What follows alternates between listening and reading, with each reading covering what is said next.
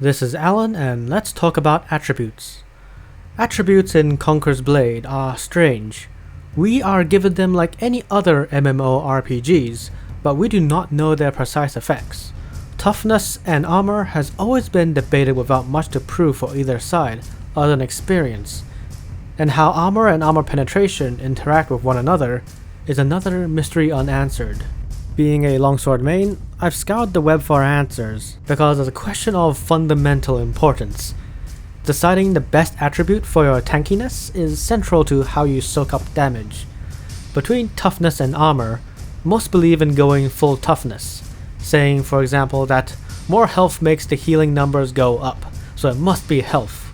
Or something like armor is the best, but it becomes less effective after a certain number, like 900.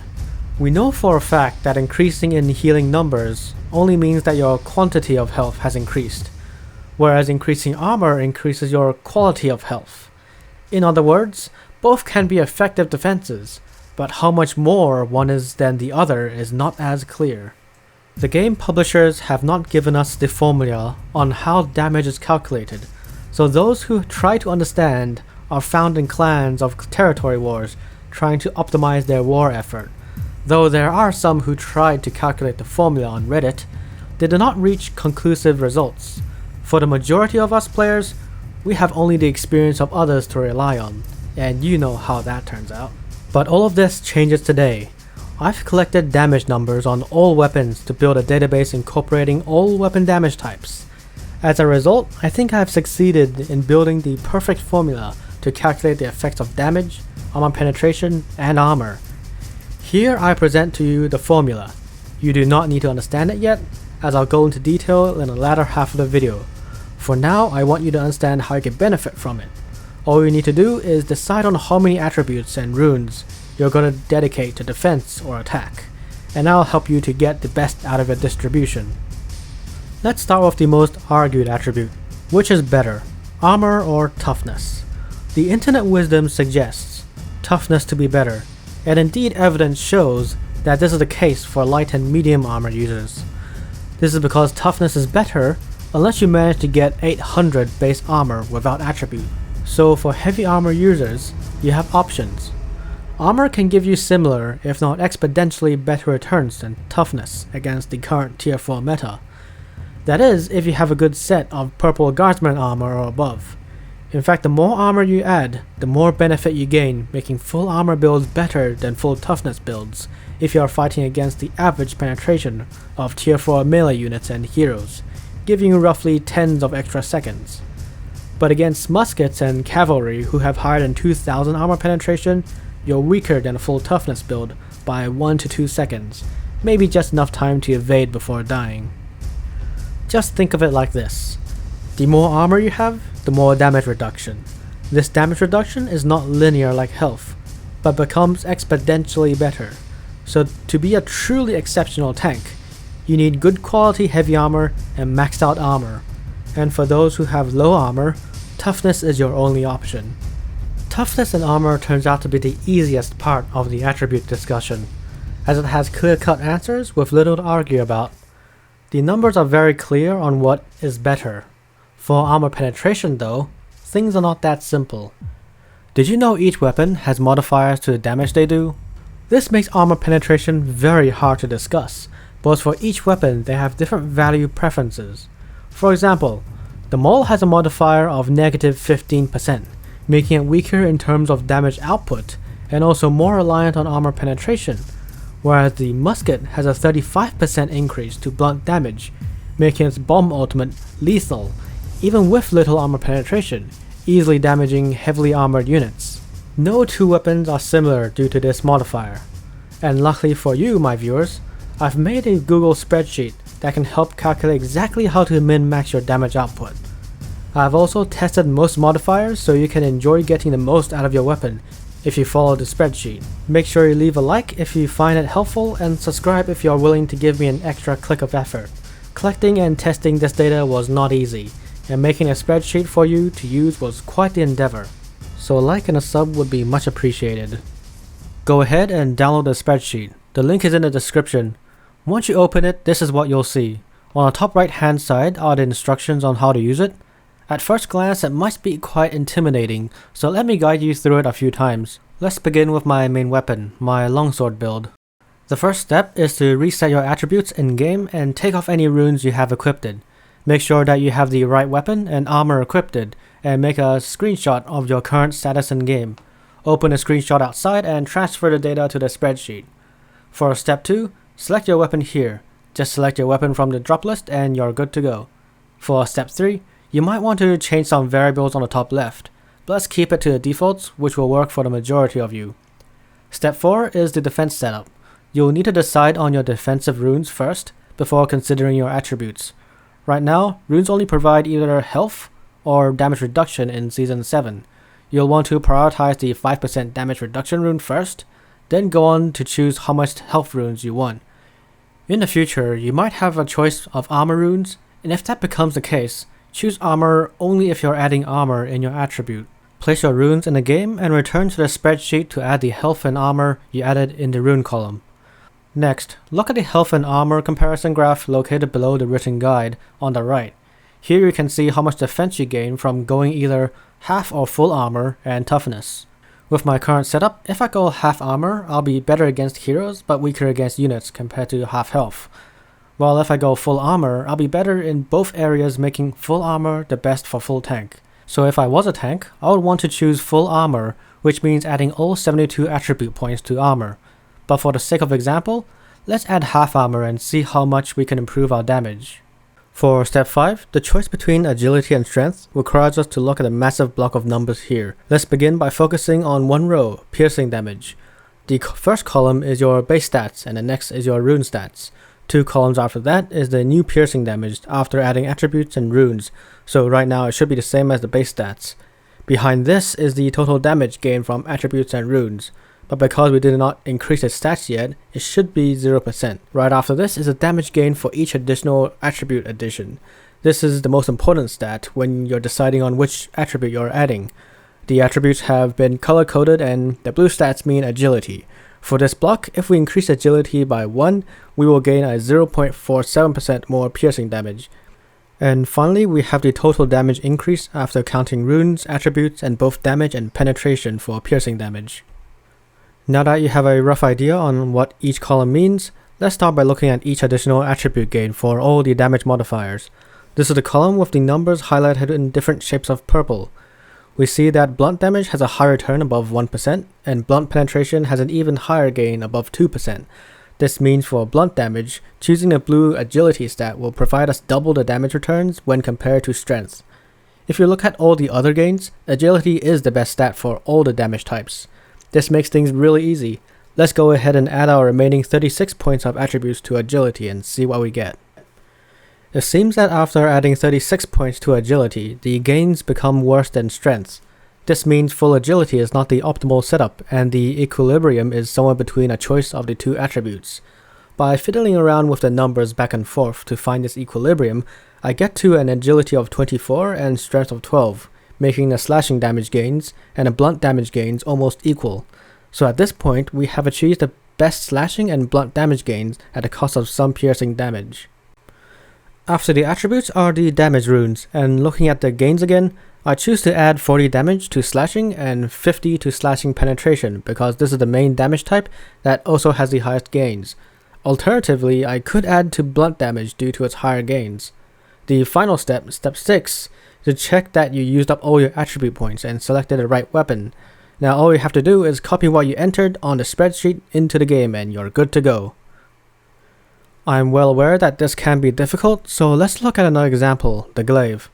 After doing step 1, 2, and 3, the setup process for the spreadsheet, some things have changed compared to the longsword. The piercing damage cells have returned NA, and some penetration damage gains have changed dramatically, even though the stats have not. This is the result of the weapon modifier changing. For the glaive, this is 5% for slashing and 20% for blunt damage, compared to 10% of the longsword. You can find a full list of modifications on the bottom right of the spreadsheet.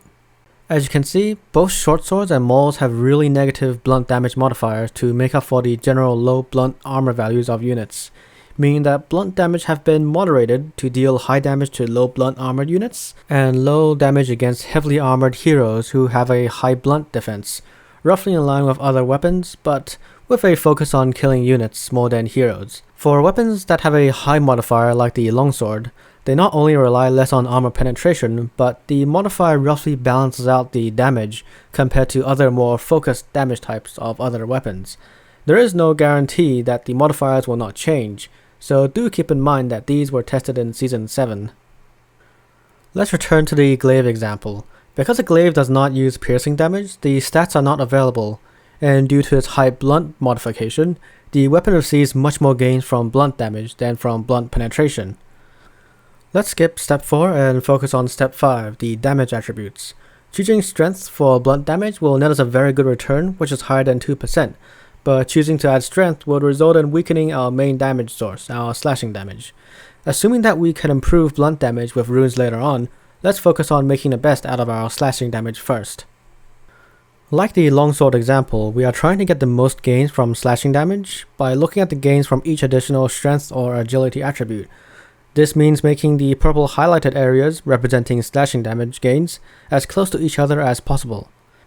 After juggling with the numbers, I get to an agility of 20 points and strength of 52 points, to make both attribute gains around 0.31%. We are lucky that strength is also the preferred attribute for slashing most of the time, because it is the attribute that also benefits blunt damage the most. Next is to add in the runes, and for this step we'll be trying to get as much blunt damage as possible due to its high gains. Going back to the game and adding 120 blunt damage from the runes, we see in the spreadsheet that the blunt damage remains the best, so we leave it at that. So now we have a choice. We could choose to commit to full strength and continue to leverage the high blunt damage, as well as the high 700% multiplier for the blunt ultimate to make it truly devastating. So let's check the numbers. By looking at the total gains for the damage types, changing to full strength from our current setup will increase the blunt damage by another 17%, while decreasing the slashing damage by 2%. Personally, I think 2% slashing damage is a good trade-off for 17% more blunt damage, so I'll go full strength for maximum blunt damage, totaling at a 316% increase.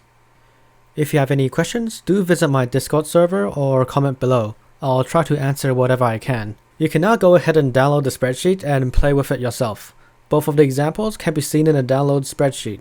For those who want to know a bit more, I'll talk about step 3, which were skipped previously. What step 3 does is give you more control over the spreadsheet. You can change variables used to calculate the armor penetrations on the top left, like the average enemy armor numbers or their penetration. This is especially important for longbow users, who normally wouldn't shoot high armor targets, but instead aim at low armor ranged or priority targets. So for longbow users specifically, you might want to lower all the armor values by 200% in high, medium, and low to reflect your preferences. Just make sure you use in-game unit armors as references, so you're not typing in blind and off-fabricated numbers. As a side note, I've made the tier 4 unit average armor penetration higher than normal to account for the meta units like berserkers, but the true average is more around 1700 or less, if you do not consider muskets. Now for those who are still watching, you must be curious or demanding enough to know if any of this really works. You might want to try the formula out and see if it's accurate. Go ahead, record the data, and please tell me your findings in my Discord group. You can join by checking the descriptions below or click in the link in the spreadsheet on the top. Also included in the spreadsheet is the armor and health effectiveness chart for those who want to visualize their defensive gains and decide on whether health or armor is better for them. Just go to the page by selecting the tab on the bottom. On the left hand side you see the variables you can choose with instructions. Just swap them out to your circumstances and you're good to go. If you have questions, do comment below, but I'll be faster if you join the Discord and ask me directly. Now, the original formula for my predictions are as seen on the screen, as well as the abbreviated form. You can find the formula at the bottom of the spreadsheet. I've seen some say that there is a minimum 5% damage if you have higher armor than enemy penetration, but this was not tested due to the unlikeliness that this will come into play. I've done extensive testing with my longsword to check different skills and different types of damage, and I can be sure that the formula can predict within 5% accuracy with armor in the range of 100 to 900 and armor penetration in the range of 800 to 1600. Getting to the formula was interesting. People have always said that the predictions differ from weapon to weapon and that it even differs from skill to skill. I unintentionally sidestepped this problem because I was using a longsword. The longsword, at least in the current version of the game, has the same modifier of 10% to all its damage types, which I first thought was due to the minimum damage modifier, as some people proposed. When I found that this wasn't the case, and that it was linked with a hidden modifier which I just stumbled upon, it became very clear onwards that it was necessary to check all damage types on all weapons to make a all-encompassing guide, which I did. Now that we know this and confirmed it through testing, weapon modifiers shape fundamentally how much a weapon deals damage and how much armor penetration they prefer. And for once, as a longsword main who prefers a balance of damage and defense, I can say for sure that the longsword deals equal amounts of damage compared to other weapons due to its 10% modifier. This is in addition to its high base weapon damage stats and high modifiers on all its skills. But the longsword's high damage modifier is underutilized due to its majority of longsword players having skipped dealing damage altogether, or maybe the longsword was buffed recently, resulting in the devs giving the class higher than average modifiers. So for now at least, the damage focused longsword remains highly underrated and should be utilized more.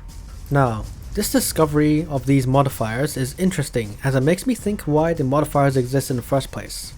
It is not ever stated by the game developers, and by solving the mystery, we are now looking at precisely how the developers can change weapon damages, or more precisely, balance weapons without us knowing by tinkering with modifiers. Because what was most shocking to me when I first recorded all the modifiers was how much damage was reduced to blunt-based weapons, more specifically 16% for mauls and a whopping 27.5% to short swords. This answers a question way before in my head on how blunt-based weapons can be balanced when blunt defense was so low on almost all high armored units. Apparently this is the developer's answer. Now that we know this exists, I can almost confidently say it will change season to season depending on the player and game statistical feedback. So in other words, the modifiers can change from now, which is currently the end of Season 7, and I might need to add the pike when it does come out next season. There are limitations to the formula, the biggest of which is the data bias for the longsword, my main weapon and preferred testing weapon that uses all three damage types. Understandably, the testing was focused on this weapon most of the time, although other weapons were all tested, but in limited capacity. There also exist problems where critical hits are not accounted for, and I discounted them in the data. So someone will need to find a way to deal with them in the future. There is also the problem where each skill has a different multiplier when they hit multiple targets at once, so the formula is restricted to single target hits. Maybe someone else will try to figure this out later on. And finally, the data was collected mainly by me with the help of Night Stalker, so there will be errors I did not account for. Please do contact me if you do find errors. Again, Discord link below. Here I must give credit to these two redditors on the screen for being an inspiration to my formula, even though they were both unfortunately incorrect in one way or another due to the lack of data. And also Night Stalker, who really helped me in checking whether the data was correct by being a true longsword hero, tanking everything I shot at him for the purpose of data collection. And Evo Loz Gaming, who provided data essential early on in the test of my formula in one of his early YouTube videos on attributes. Sources and crediting will be in the description as usual. This video and spreadsheet has been the product of hours of work, so any support will be appreciated. Subscribe and like if you haven't. Now go make your character the best it can be, and share the video around so more people can become aware of this. Thanks for watching, Alan out.